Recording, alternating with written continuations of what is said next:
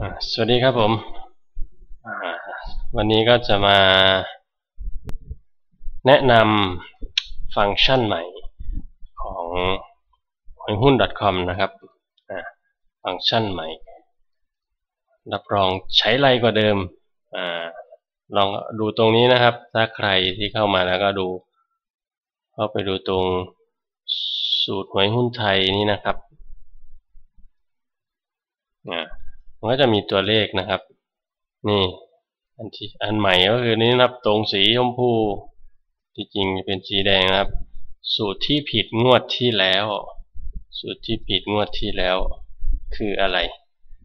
ก็ถ้าเป็นสูตรที่ผิดงวดที่แล้วส่วนมากหรือเกือบ80-90%มันจะไม่ผิดซ้ำนะครับก็ลองมาดูนี่คือสูตรที่ผิดงวดที่แล้วงวดที่แล้วคืองวดเมื่อวานนะครับวันนี้วันที่8เมื่อวานก็วันที่7งวดที่แล้วมันผิดงวดวันนี้มันต้องไม่ผิดนะครับ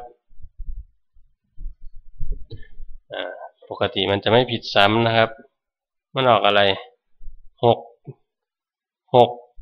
อ๋ออันนี้ผิดนะครับใช่ไหม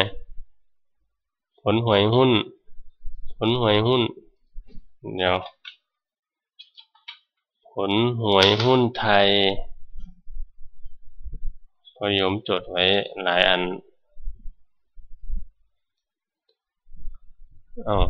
จะอืดไปไหนวันที่8นะครับ60นะครับเมื่อกี้เราดูเลขอะไรหลัก10บนนะครับ60มันไม่มี6แสดงว่าวันนี้มันผิดนี่มีผิดซ้ำแล้วนะครับสูตรแรกก็โดนซะแล้วนี่สูตรเมื่อวานผิดวันนี้ไม่ผิดนะครับสูตรนี้ไม่ผิดนะครับสูตรนี้ถูกนั่นแหละเมื่อวานผิดโอ้โหมีผิดซ้ำอยู่เหมือนกันนะครับบางคนเขาก็มีคนเคยบอกว่า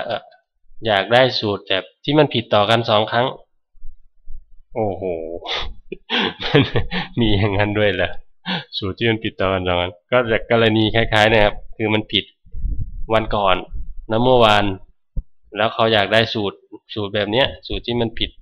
วันก่อนกับเมื่อวานวันนี้มันจะไม่ต้องผมไม่ผิดซ้ำๆอะไรเงี้ยก็โอเคนะครับมันก็จะเข้ามันออก60มันก็มีเลข6ก็เป็นเลขเด่นก็ถูกไปนะครับ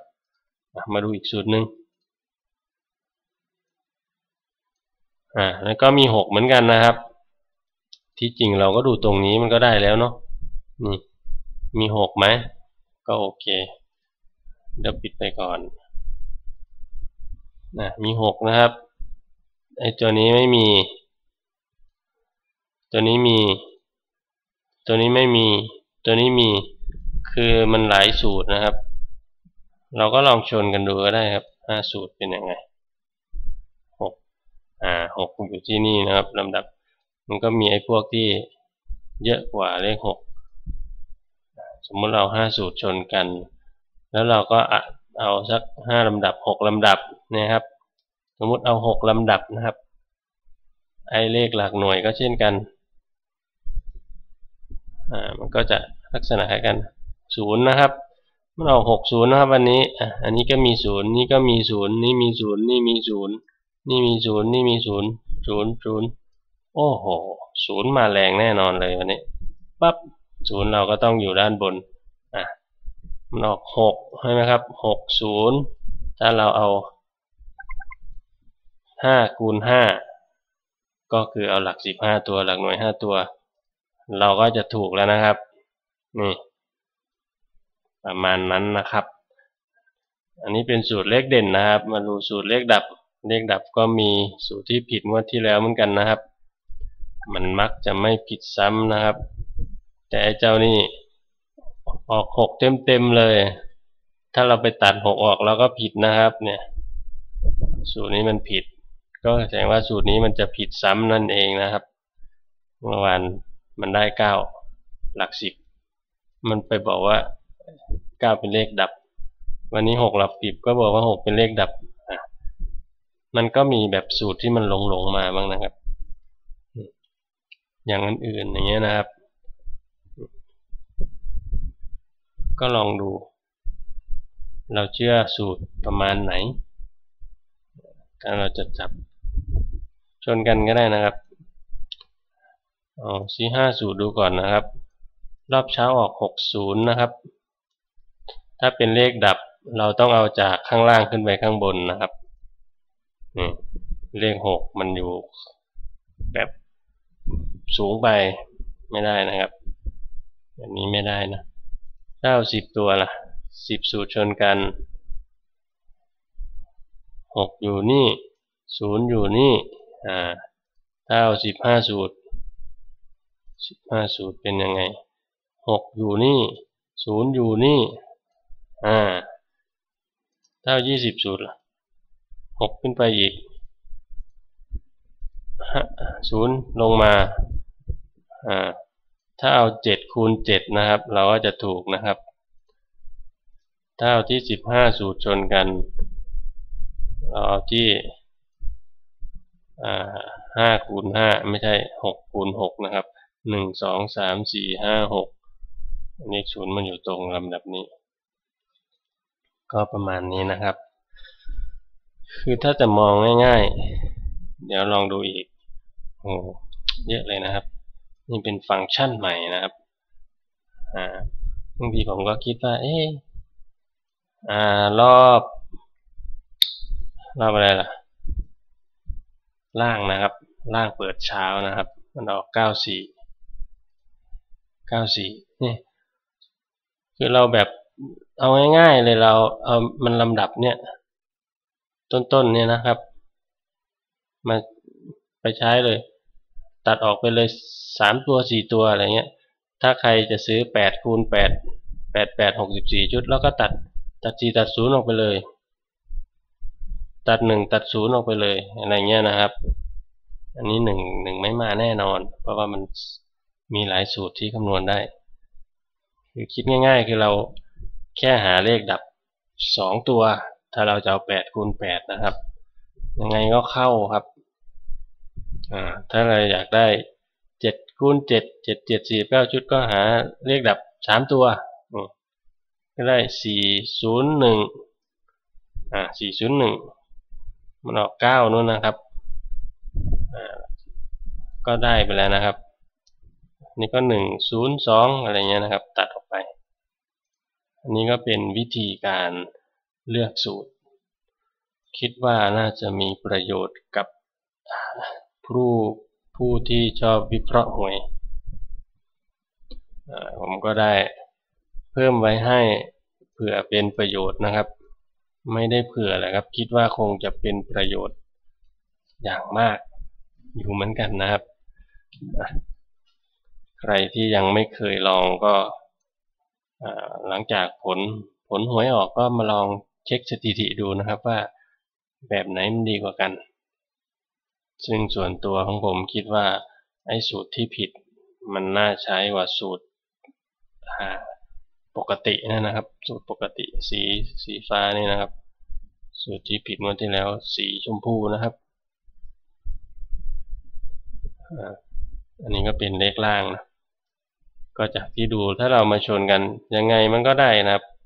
94นี่9อยู่ข้างล่างเลย4อยู่ตรงนี้ถ้าเราเอา3คูณ3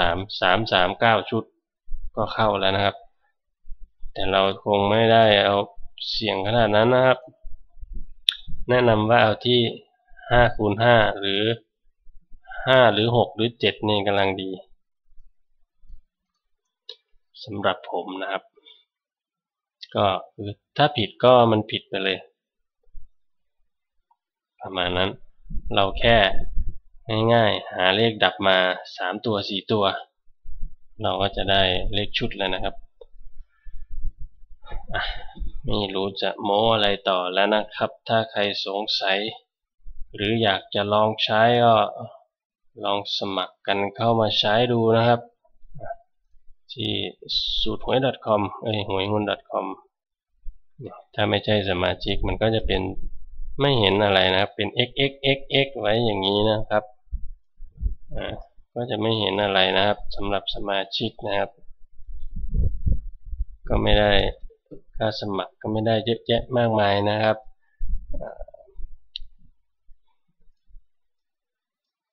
350ต่ออาทิตย์ถ้าคนเล่นลงทุนเป็นก็ได้เยอะนะครับถ้าใครไม่เคยเล่นอยากจะลองก็ลองดูพวกคลิปสอนก่อนนะครับคลิปถ้ามีอะไรดีๆผมก็จะค่อยทยอยอัพไปเรื่อยๆนะครับก็จะมีอัปเดตทุกวันนะครับแค่เข้ามาเลือกดูนะครับเข้ามาดูก็ดูสถิติย้อนหลังได้นะครับแต่เลขพวกนี้ก็ดูประกอบนะครับไอ้ตรงเลขพวกนี้นะครับดูได้เฉพาะสมาชิกนะครับ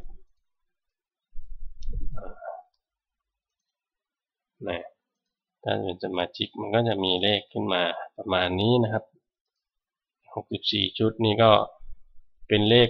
หลัก10หลักหน่วยมาจากเลขเด่นปักหลักนี่แหละนะครับถ้าใครเล่น64ชุดผมแนะนำว่าให้มาดูตรงนี้นะครับเอาไปเลยในสูตรหนึ่ง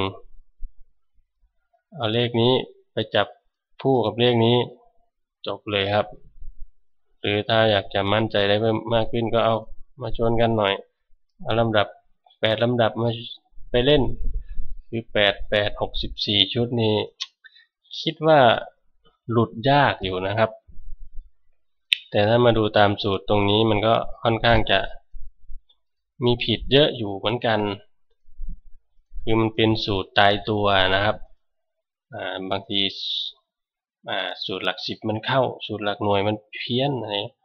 สู้เรามาเลือกมือไม่ได้นะครับอาจจะเอาเลขเด่นตรงนี้มาชนกันก็ได้เด่นชนกันตรงนี้เสร็จสูตรที่ผิดงวดที่แล้วชนกันอีกแล้วก็เอาหลัก10อันนี้มาชนหลัก10อันนี้หลักหน่วยอันนี้มาชนหลักหน่วยอย่างนี้มัน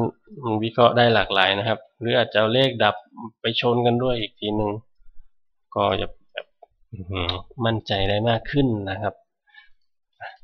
ก็มันไม่มีอะไรตายตัวนะครับอยู่ที่เทคนิคใครจะคิดได้ว่าอะไรยังไงพอคิดได้ก็ลองเทสสถิติเลยนะครับประมาณสักอาทิตย์หนึ่งเราก็รู้แล้วครับว่ามันเวิร์กหรือไม่เวิร์กก็คลิปนี้ก็ขอจบไว้เพียงเท่านี้ก่อนนะครับเดี๋ยวผมจะอัพผลให้นะครับยังไม่ได้อัพนะครับวันที่8อัพเป็นของวันที่11นะครับก็สูตรเราก็มีอยู่เยอะนะครับเดี๋ยวผมเปิดให้ดูว่าสูตรในเว็บเรามีเท่าไหร่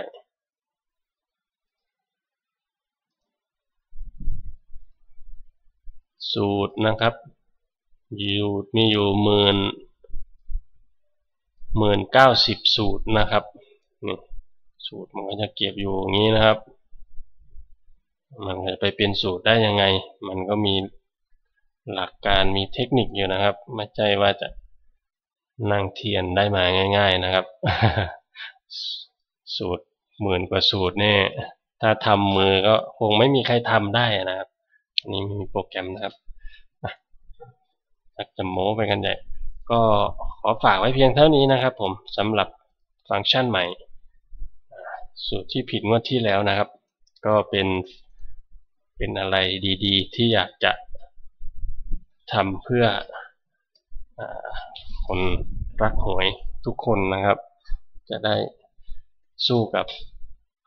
ความเสี่ยงสู้กับเจ้ามือรายใหญ่เขาได้นะครับก็ลงทุนให้พอประมาณนะครับอย่าให้ได้เป็นหนี้เป็นสินลำบากตัวเองและผู้อื่นนะครับผมขอให้ทุกคนร่ำรวยโชคดีครับสวัสดีครับ